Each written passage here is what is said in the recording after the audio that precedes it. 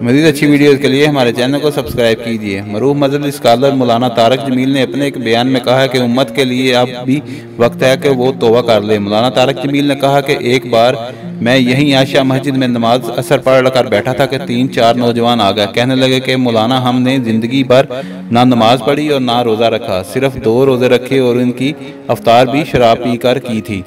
ہم یہ سمجھتے تھے کہ ہماری بخشش ہی نہیں ہوگی، جو بھی گناہ موج مستی کرنی ہے یہاں کر لو۔ کہنے لگے ہماری گاڑی ہمارا ایک دوست بیٹھا تھا، اس نے تمہارے بیان کی کیسٹ لگا دی، اس میں ہم نے آپ کی ایک ہی بات سنی کہ آسمان کی چھت تک گناہ لگا دو اور پھر توبہ کر لو تو اللہ تعالیٰ معاف کر دیتا ہے۔